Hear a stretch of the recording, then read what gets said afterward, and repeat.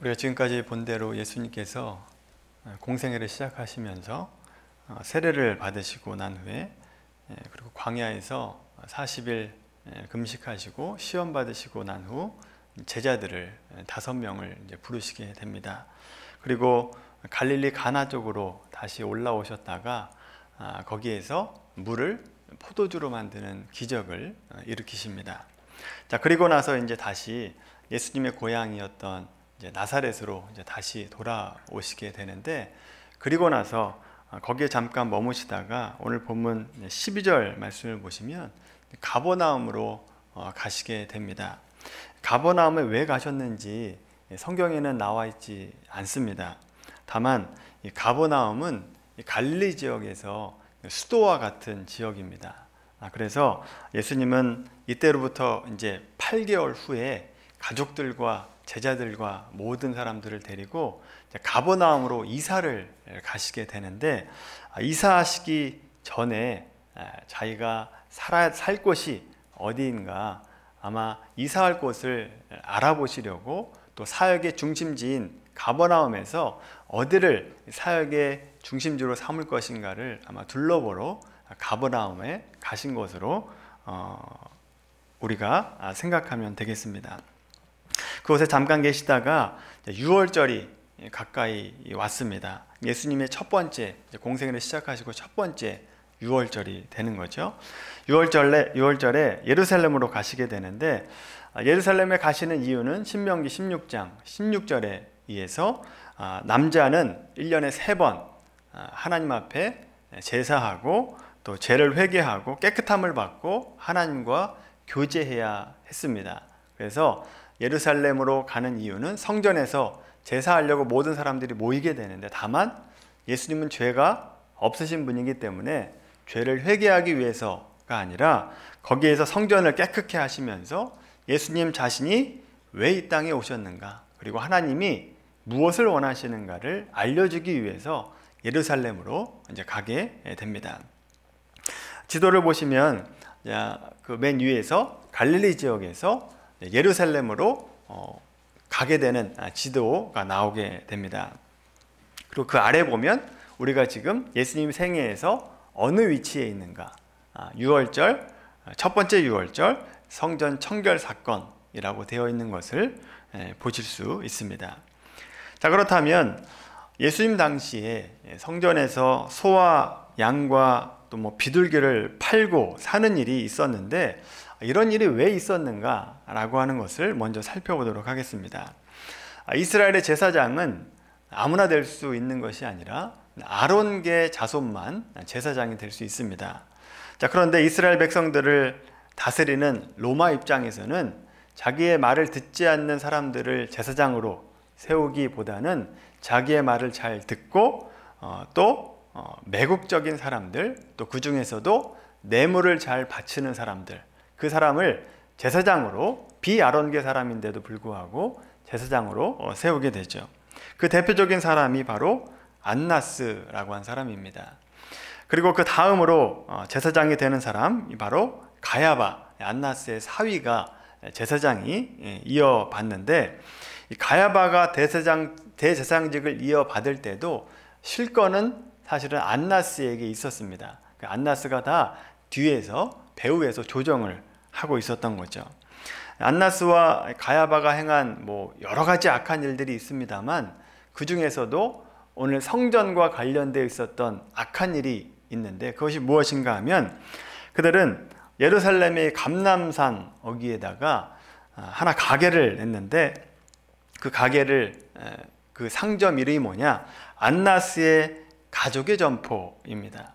안나스의 가족의 점포, 거기에서 그 가게를 운영을 하고 있었습니다. 그리고 그곳에서 절기 때마다 예루살렘에 올라와서 제사하는 사람들, 제사하려고 하는 사람들에게 소와 양과 비둘기를 팔게 되는 거죠. 멀리서 오는 사람들은 소와 양을 끌고 오기가 힘드니까 돈을 가지고 왔다가 예루살렘에서 돈을 주고 제물로 드릴 동물들을 샀던 겁니다. 하나님께 제물을 드리려면 아무거나 드릴 수 있는 것이 아니라 소와 양 중에 흠없는 수컷으로 드려야 됐습니다.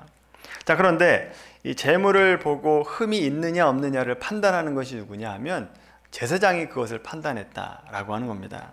그 권한이 제사장이기 때문에 바로 이 권리를 이용해서 안나스의 점포에서 파는 모든 소와 양과 비둘기들은 메이드 인 안나스라고 도장을 찍습니다. 그리고 이거는 흠이 없는 제물이다라고 도장을 찍게 되는 거죠. 그리고 다른 곳에서 사오는 것은 제사장이 그것을 꼼꼼하게 일일이 보고 트집을 잡아서 다 빠꾸를 시킨 겁니다. 흠이 있어서 드릴 수 없다. 그럼 결국 어디에서 사야 되겠습니까? 안나스의 점포에서만 사야 됐다라고 하는 거죠. 이처럼 하나님께 제물 드리는 이 제물의 전매권을 가지고 있으면서 폭리를 취했던 겁니다. 또 해외에서 오는 사람들은 해외에 있는 돈을 하나님께 드릴 수 없고 환전을 해서 드려야 되는데 환전할 때도 많은 환차액을 얻으면서 환전을 하게 됩니다. 그럼 예나 지금이나 사람들의 머리가 비상하지 않습니까? 돈 버는 데에는 기가 막히게 비상합니다. 이렇게 성전이 장사하는 곳이 되었던 겁니다. 성전이 이렇게 된 근본적인 이유는 물론 안나스에게 있습니다. 대제사장인 사람이 불법을 행했기 때문에 이런 악한 일이 있었던 거죠. 그러나 간과하지 말아야 될 것이 있는데 일반 백성들도 책임이 있다라고 하는 겁니다. 사람들 속에서 어떤 생각이 있었느냐? 형식주의에 빠져 있었습니다. 어찌하든지 간에 하나님 앞에 제물만 드리면 된다. 예물만 드리면 된다라고 하는 생각이 있었죠. 여러분, 이런 생각은 예수님 당시에만 있었던 것이 아니라 훨씬 전이었던 요시야 왕 때도 이런 일이 있었다라고 하는 겁니다. 한번 찾아볼까요? 역대하 34장 말씀입니다. 남유다 왕이었던 요시야 왕 때의 일인데 역대하 34장 구약성경 703페이지입니다. 구약성경 703페이지 역대하 34장의 말씀입니다. 자, 34장을 보시면 이제 요시야 왕에 대해서 말씀하는데 이 요시야 왕은 남유다 말기의 왕입니다. 8살의 왕위에 올라서 왕으로 있은 지 12년 만에 성전을 청결케 하는 개혁을 했던 사람이 요시야 왕이죠. 자, 그래서 이스라엘 백성들로 하여금 회개하게 하고 그래서 하나님께 칭찬받았던 왕입니다. 역대하 34장 1절부터 7절까지 말씀 보시면 요시야 왕이 어떻게 우상을 제거하였는지가 나옵니다. 그리고 8절부터 13절까지 보시면 성전을 수리한 기록이 나오게 되는데 성전을 수리하다가 성전 안에서 율법책을 발견하게 됩니다. 이 책을 읽고 요시야 왕이 회개를 하게 되고 더욱 하나님께 순종을 결심하면서 35장에 가보시면 여호와의 유월절을 지키게 되죠. 34장과 35장에 걸쳐서 요시야 왕이 얼마나 대단한 일을 했는가가 나오게 됩니다. 자, 보시면 요시야 왕이 성전을 수리하고 종교개혁을 단행하고 또 이스라엘 백성들로 하여금 모두 하나님 앞에 엎드려서 유월절 제사를 드리게 했다라고 하는 거죠. 역대하 34장 12절 말씀 보세요. 이 사람들이 얼마나 진심이 있었는가를 알게 되는데 성전을 수리할 때 사람들은 성실하게 그 일을 했다. 그러니까 진심을 다해서 했다라고 하는 거죠. 35장 10절에 또 보시면 유월절 지키는 문제에 있어서도 이와 같이 섬기는 일이 구비되매 왕의 명령을 따라 제사장들은 그들의 처소에 서고 레위 사람들은 그들의 반열대로 서고 11절 유월절 양을 잡으니 라고 말씀합니다. 여러분, 자기 처소에 가서 섰다 라고 하는 말은 자기가 맡은 그 일을 제대로 했다, 그러니까 책임을 잘 감당했다 라고 하는 얘기입니다. 자, 그리고 15절 말씀 보세요. 아삽의 자손 노래하는 자들은 다윗과 아삽과 헤만과 왕의 선견자 여두둔이 명령한 대로 자기 처소에 있고 문지기들은 각 문에 있고 그 직무에서 떠날 것이 없었으니, 이 말씀을 현대어로 바꾸면 성가대들은 가운을 입고 성가대석에 제대로 앉아 있었고 또 안내하는 분들은 안내하는 자리에 제대로 서 있으면서 그 일을 제대로 감당했다라고 하는 얘기입니다. 누가 봐도 하나님을 잘 섬기는 교회의 모습이죠. 칭찬받을 만한 모습입니다. 자, 심지어 요시야 왕 이전에 이 일이 행해지지 않고 있다가 요시야 왕 때에 비로소 제대로 유월절을 지켰다라고 말씀합니다. 역대하 35장 18절 말씀 보세요. 역대하 35장 18절 말씀 같이 읽겠습니다. 시작. 선지자 사무엘 이후로 이스라엘 가운데서 유월절을 이같이 지키지 못하였고 이스라엘 모든 왕들도 요시야가 제사장들과 레위 사람들과 모인 온 유다와 이스라엘 무리와 예루살렘 주민과 함께 지킨 것처럼 유월절을 지키지 못하였더라. 아멘. 그러니까 사무엘 이후로는 이처럼 유월절을 제대로 지킨 적이 없다라고 얘기할 수 있을 만큼 요시야 왕은 유월절을 잘 지켰다라고 하는 말씀입니다. 실로 요시야 왕의 업적이 대단하죠. 참 칭찬받을 만한 일을 한 겁니다.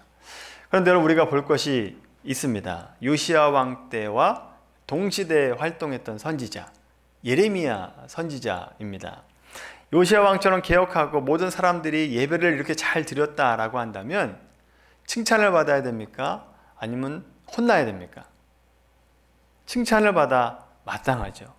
마땅히 칭찬을 받아야 됩니다. 그런데 놀랍게도 예레미야의 말씀을 보면 심한 꾸중이 나오고 있다라고 하는 겁니다.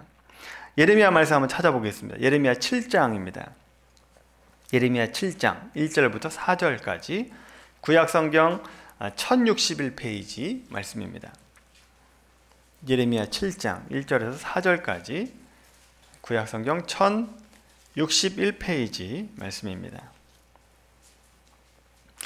예레미야 7장 1절에서 4절 우리 같이 읽겠습니다. 시작.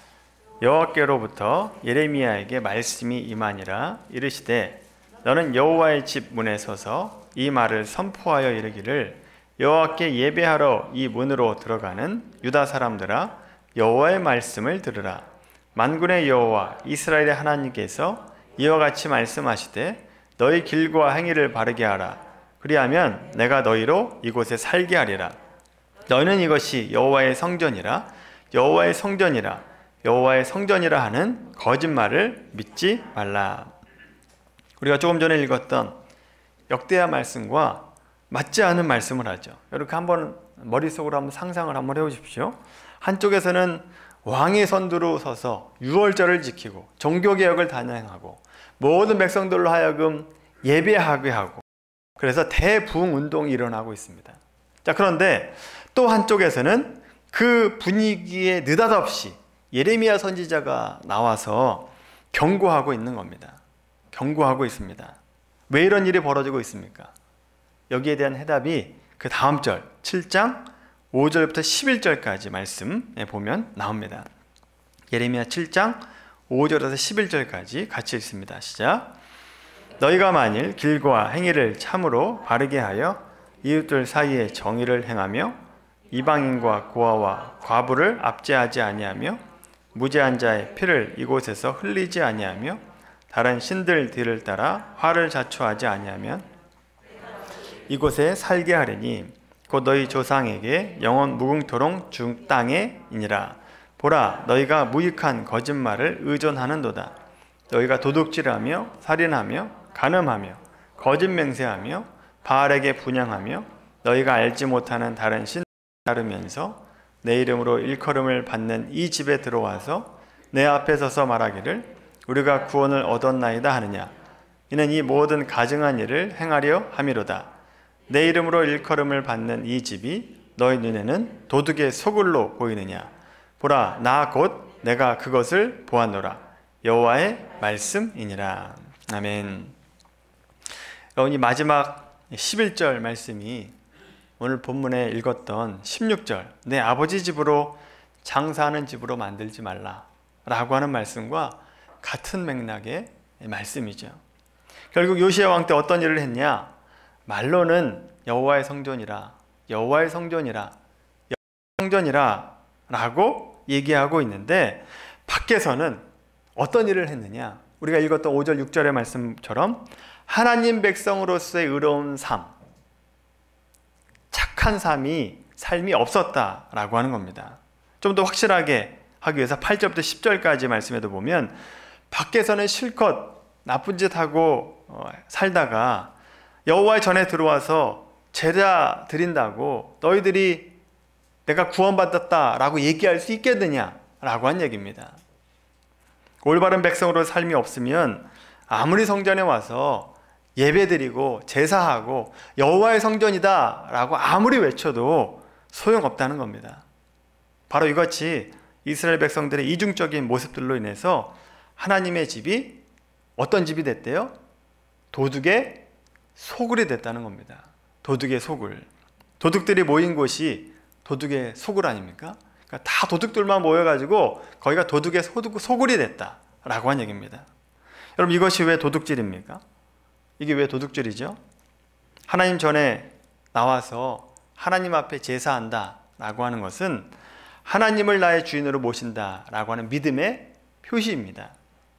이것이 우리의 믿음의 거죠. 그런데 하나님을 주인으로 모시고 살지도 않으면서 나는 하나님을 주인으로 모시고 사는 것처럼 제사 드리고 있으니 이것이 거짓말이죠. 이것이 하나님을 속이고 있는 것이고 마음을 도둑질하고 있는 것이 됩니다. 정말 하나님께서 원하시는 것이 무엇이냐? 예레미야 7장 23절에 보시면 오직 내가 이것을 그들에게 명령하여 이르기를 너희는 내 목소리를 들으라. 그리하면 나는 너희 하나님이 되겠고 너희는 내 백성이 되리라. 너희는 내가 명령한 모든 길로 걸어가라. 그리하면 복을 받으리라. 하나님 말씀에 순종하라는 겁니다.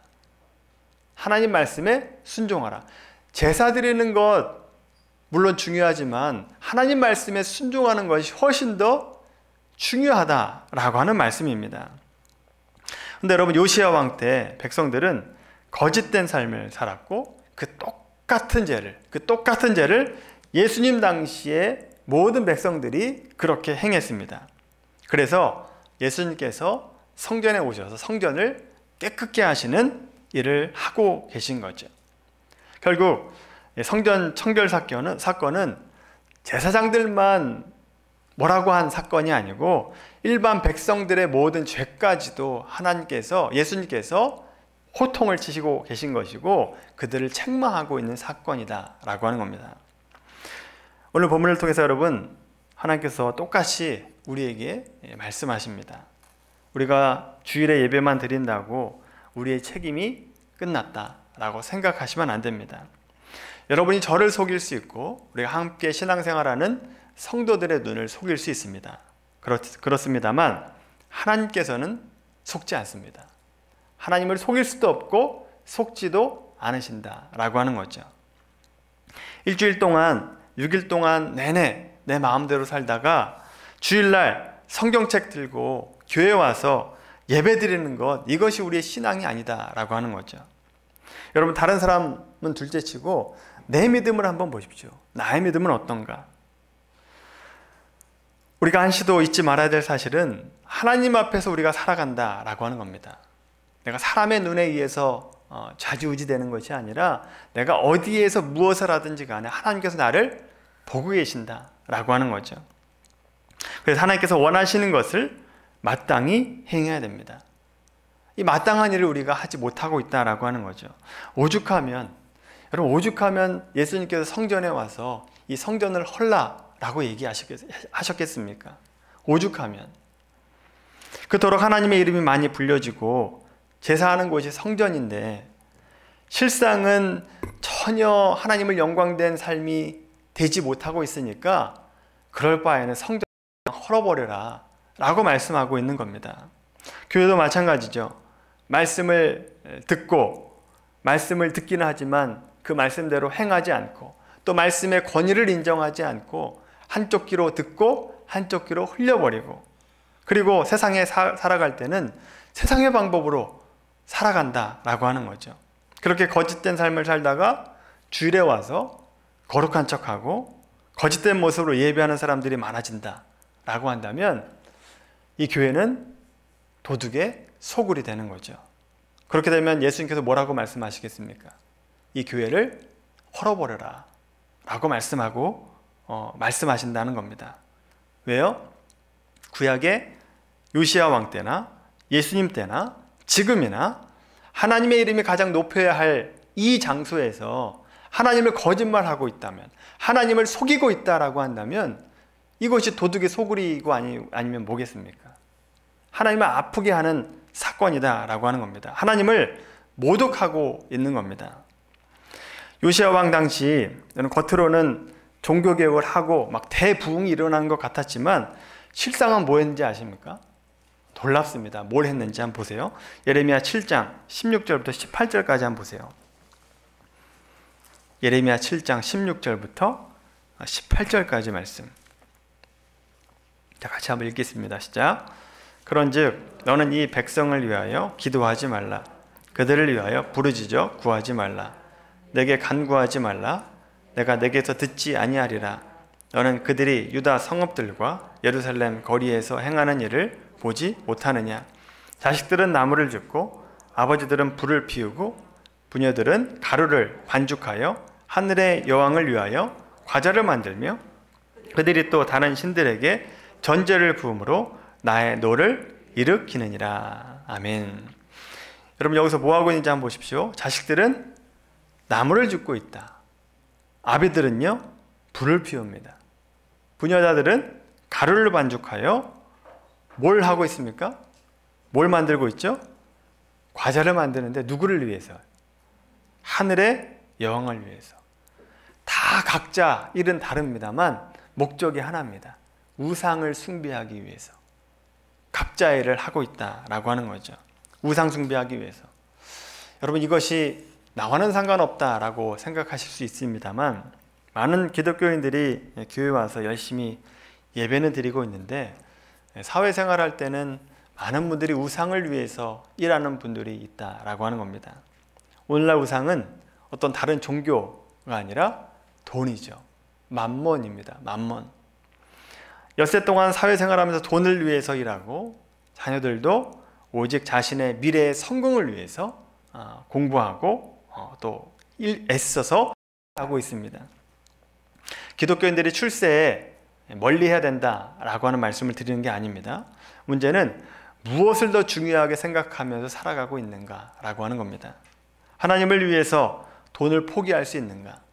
하나님을 위해서 권세를 포기할 수 있는가? 하나님을 위해서 성공을 포기할 수 있는가를 물어보셔야 됩니다. 예를 들어 학생들이 내일 월요일날 시험 본다고 주일날 예배를 안 드리고 공부하고 있습니다. 뭐가 더 중요하다는 겁니까? 하나님보다 내 내신이 중요하고 내 점수가 중요하고 내 성공이 중요하다라고 한 뜻입니다. 하나님께 예배 드리러 온 이 시간이 시간을 허비하는 시간이다라고 생각하는 거죠. 여러분 하나님께 예배하는 것이 시간을 허비하는 것 같지만 이 예배를 통해서 하는 학생들에게 어떤 일을 주시느냐? 집중력을 주십니다. 그리고 시험 볼 때 생각나게 하십니다. 실수하지 않게 하신다라고 하는 겁니다. 공부하지도 않은 걸 맞게 하시지 않습니다. 그런 하나님이 아니라 공부는 열심히 했지만 잃어버릴 수 있지만 잃어버리지 않고 생각나게 하시고 집중력을 주신다라고 하는 겁니다. 또 창의력도 주시고 기발한 아이디어도 주시게 된다라고 하는 겁니다. 또 예배 시간에 사업을 중단하고 온 분들에게는 이 시간 외에 평일에 사람들을 불러 주십니다. 그래서 이 하루는 일하지 않아도 살 수 있을 만큼 하나님께서 허락해 준다라고 하는 거죠. 그런데 그것을 믿지 못하는 거죠. 하나님의 능력을 믿지 못하는 겁니다. 여러분이 땀 흘리는 엿새 동안에도 여러분의 삶 속에서도 하나님을 우선하는 삶, 하나님이 먼저인 삶을 살아가시기 바랍니다. 주일 예배 드리고 설교 듣고 기도하고 돌아가는 것이 신앙생활이 아니라는 거죠. 우리의 믿음은 어디서 증명돼야 되느냐? 교회 밖에서 증명돼야 됩니다. 교회 밖에서 믿는 자로서의 삶으로 드러나야 된다라고 하는 거죠. 예수님은 첫 번째 유월절에 예루살렘 성전에서 성전을 청소하십니다. 예수님은 성전에서 성전을 청소하시면서 이 성전을 더럽히고 이익을 추구하는, 더러운 이익을 추구하는 사람들을 깨끗하게 하길 원하셨습니다. 예수님은 성전에 앉아서 거룩한 척하는 성도들의 외식을 청소하셨습니다. 예수님은 교회에 와서 제물 드리는 것이 나는 할 일 다 했다 라고 생각하는 사람들의 마음이 변화되기를 원하셨습니다. 그래서 우리가 예배할 때 신령과 진정으로 예배 드리길 원하시고 예배자에 걸맞는 삶을 원하십니다. 예배자에 걸맞는 삶, 그것을 우리에게 원하시는 거죠.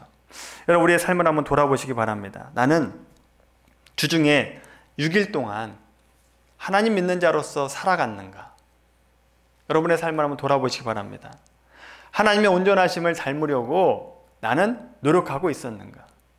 혹시 나의 부족함이 보인다면 하나님 앞에 엎드려서 회개하고, 하나님 잘못했습니다. 저에게 하나님의 온전하심을 닮아갈 수 있는 힘과 능력을 주십시오. 무릎 꿇고 기도했는가? 여러분의 삶을 한번 돌아보시기 바랍니다. 여러분, 우리의 삶에 믿는 자로서의 합당한 삶이 없다라고 한다면 주님은 우리를 도둑이라고 부르실 겁니다. 그 도둑들이 모인 곳이 뭐라고 그랬습니까? 도둑의 소굴이 되는 거죠. 여러분, 이 미랄교회가 도둑의 소굴이 되지 않기를 바랍니다. 하나님 말씀을 듣고 순종하는 자들이 되기를 바랍니다. 도둑들이 모인 교회는 교회를 헐라라고 말씀하실 겁니다. 여러분, 이런 책망을 듣지 않게 되기를 바랍니다. 이러한 실수를 저지르는 사람들은 예레미야 시대에도 있었고 당시에도 있었고 지금도 역시 있다라고 하는 것을 잊지 마십시오. 성전을 헐어버려라 라고 말씀하시는 예수님의 이 엄중한 경고의 말씀을 듣고 우리 자신을 한번 돌아보시고 고칠 것은 고치시고 바로잡을 것은 바로잡는 여러분들이 되기를 바랍니다. 그래서 우리 모두가 예수님의 책망을 받지 않는 삶이 되기를 바라고, 여러분 이번 한 주 살아가시면서도 예수 믿는 자로서의 온전한 삶으로 보이시는 많은 사람들에게 빛과 소금의 역할을 감당하는 우리 미랄교회 성도님들이 되기를 예수님의 이름으로 간절히 축원합니다.